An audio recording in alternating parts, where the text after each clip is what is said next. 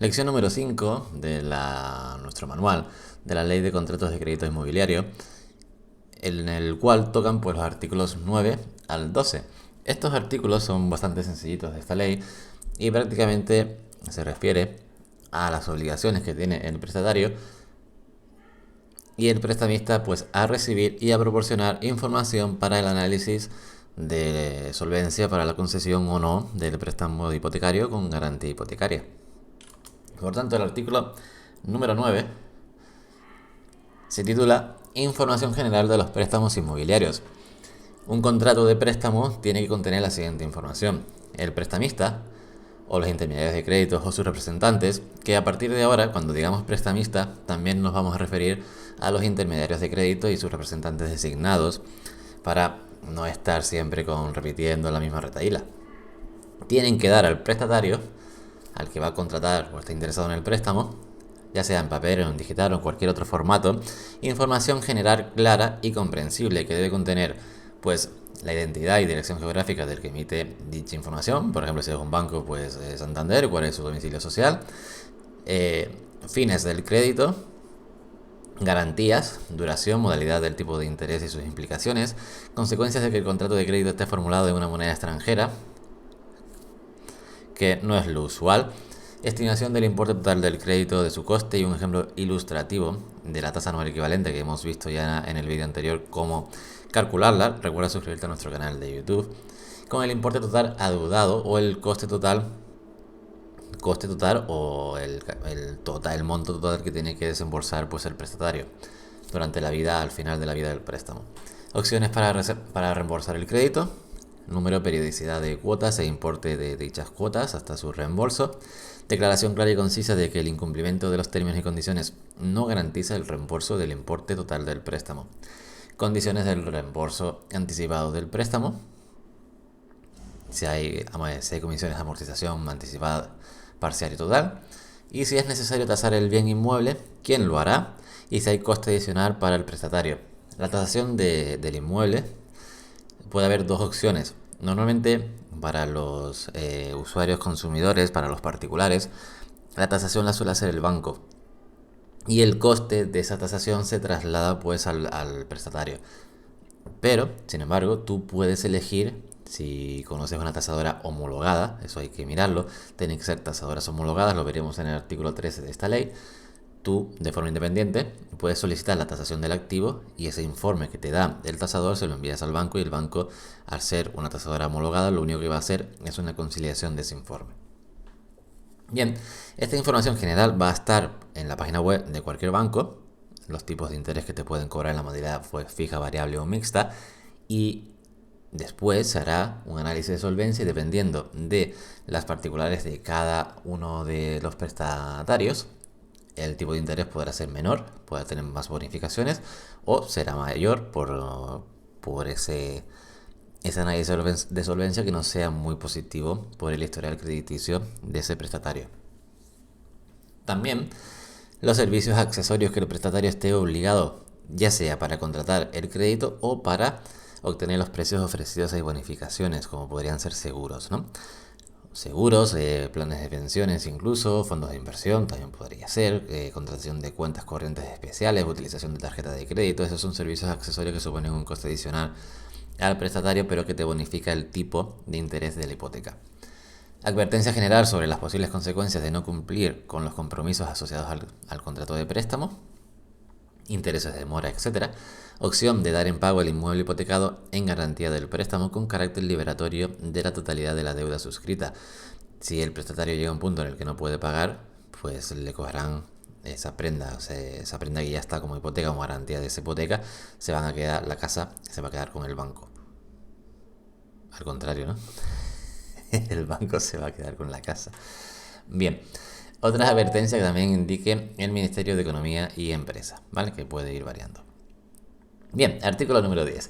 Información precontractual de los préstamos inmobiliarios. Lo precontractual todavía oficialmente no es lo que tú vas a firmar, pero se va a parecer mucho, habrán pocas variaciones de lo que al banco va a llegar.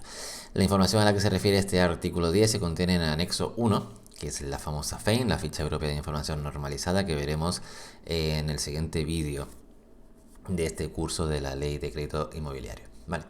El prestamista tiene que aportar la suficiente información al prestatario para que éste pueda comparar pues las condiciones del crédito hipotecario a precios de mercado pues con otras opciones, con otros bancos, con otras entidades, para poder decidir si firmar o no este contrato con esta entidad. Dicha información tiene que estar adaptada a las necesidades personales y dada la situación financiera particular del préstamo, del prestatario. Si el préstamo tiene un tipo fijo de un 3%, pero tu historial crediticio no es bueno y para ti lo máximo que va a llegar a este banco es a un 4%, te lo tiene que indicar para que tú puedas comparar. O si es un 3% y tienes un historial crediticio muy bueno y encima te pueden deducir con contratación de un seguro que resta pues 0,5, 0,2, lo que sea, y al final tu tipo de interés va a ser un 2,5, también tiene que aparecer. Además, la ley recoge que este proceso de información tiene que darse en un plazo coherente, no inferior a 10 días naturales, desde que el prestatario informa de todas sus circunstancias específicas para elaborar la propuesta personalizada, cuando el prestatario envíe toda la información que ha solicitado el prestamista. El prestamista tiene un plazo coherente, pero nunca inferior a 10 días naturales.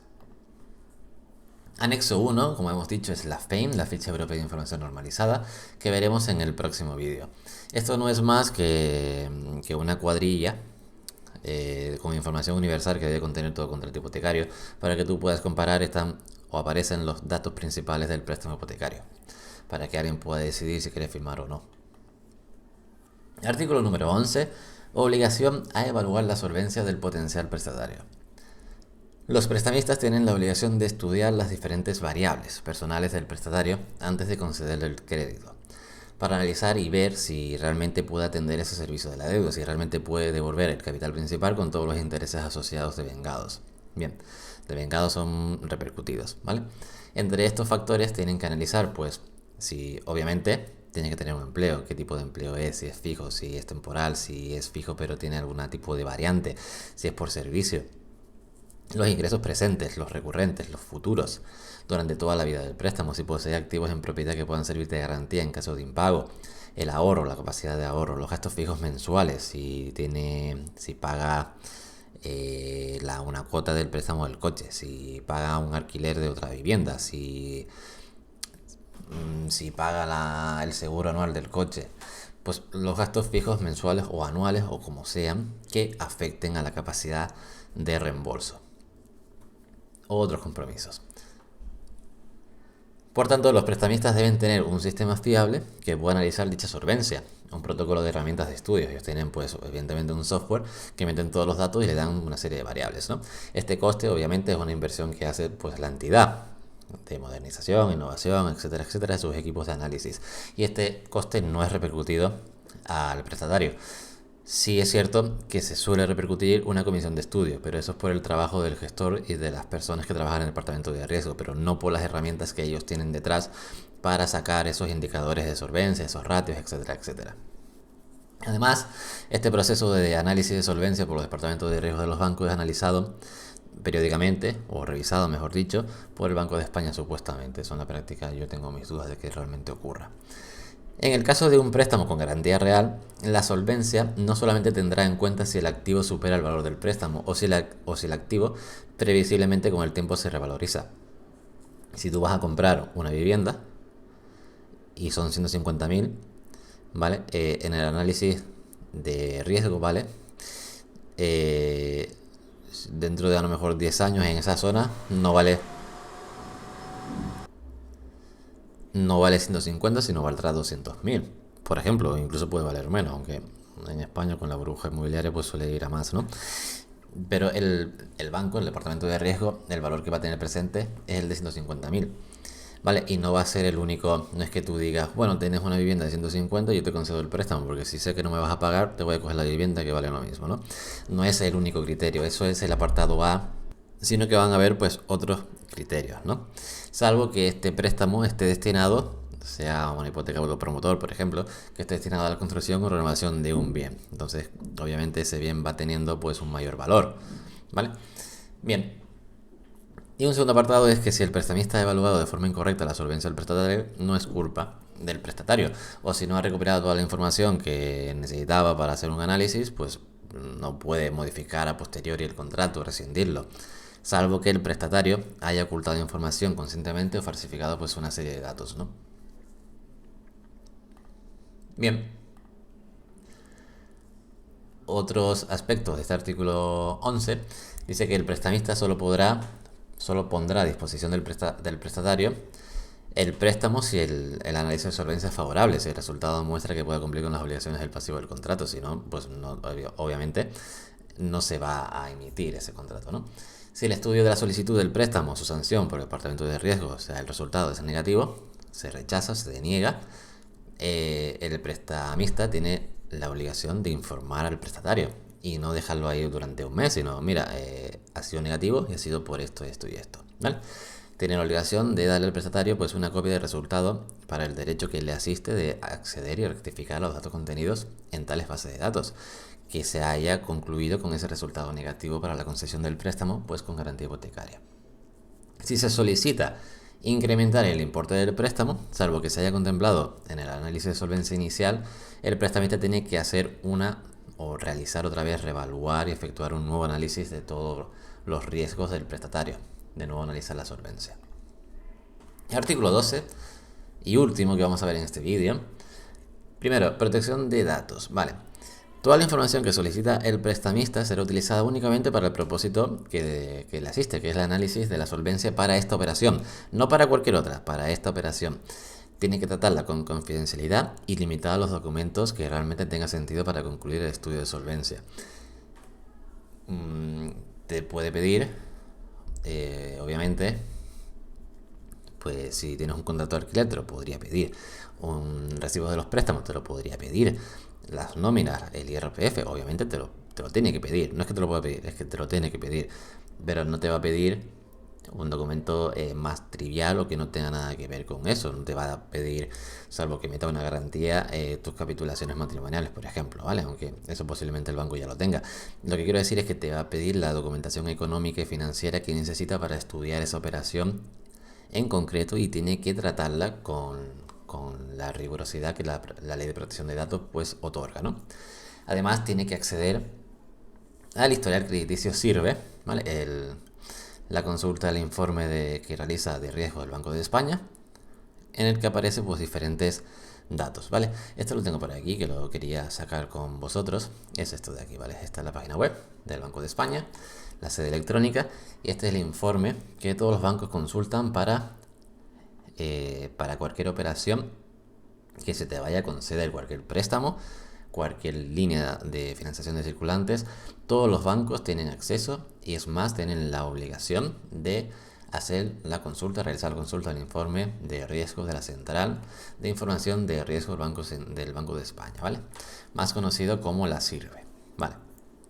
Y esto ha cambiado y hace poquito, hace un par de meses, porque esta página web antes tenía un formato un poquito más antiguo y se hacía de una forma diferente. Necesitabas un certificado digital, ya seas particular o la empresa, para poder descargarte el informe. Ahora lo puedes hacer con tu clave electrónica o con tu DNI electrónico. Antes también se podía con DNI electrónico, pero no con la clave. Este enlace os lo dejaré en la descripción del vídeo. Recuerda suscribirte a nuestro canal.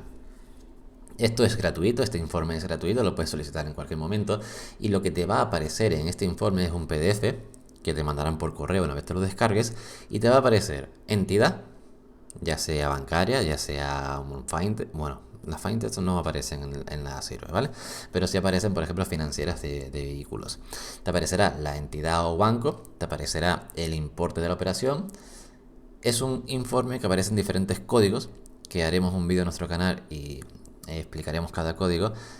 Te aparece entidad, te aparece importe, lo que queda pendiente y si hay impagos, ¿vale? Diferentes alertas, todo eso con una serie de códigos que especificaremos. Nos iríamos aquí, ir a tramitar y documentación. Nos preguntará cómo actuamos, si es persona física, empresas profesionales, bancos o administraciones. En nuestro caso, pues ciudadanos. Podemos presentarlo de forma presencial, realizando un formulario, rellenándolo y llevándolo a una sucursal del Banco de España o electrónico. Vale, y daríamos aquí, iniciar tramitación. Sería aquí, petición de informe. Vale. Yo ya me inicié, ¿vale? Por lo tanto tengo la sesión aquí iniciada, pero si le damos antes a iniciar tramitación, nos llevará a cómo queremos iniciar, si con certificado digital o con clave. Con clave solo tienes que descargarte la aplicación en tu móvil, te mandarán escanear el código QR y podrás acceder a ello. Petición de informe, elegirás el último mes disponible. Al ser persona física te va a pedir fecha de nacimiento y un correo electrónico al que te van a enviar el informe. Muy bien. Esto es interesante que lo hagas porque aquí te van a aparecer todos. Si tienes los préstamos que tienes, cuando le queda pendiente al préstamo, las tarjetas de crédito con sus límites disponibles y sus límites utilizados. Si tienes otros créditos como por ejemplo las financiaciones con el Corte Inglés, esos fraccionamientos a 3 meses, 6 meses, 12 meses sin intereses que te hace el Corte Inglés aparece en tu informe sirve, ¿vale? Y te consume riesgo. Bien. Luego, los prestamistas deben informar del plazo de efecto que tienen los prestatarios para proporcionar la información y documentación debida y que dicha información esté completa para el adecuado análisis de solvencia. Y por último, el prestatario, si no facilita la documentación solicitada en los límites comentados por la protección en los límites comentados de la protección de datos, al prestamista debe comunicar que no concederá la operación porque se ha pasado de esos límites. Muy bien, nos vemos en el próximo vídeo. Recuerda suscribirte a nuestro canal de YouTube.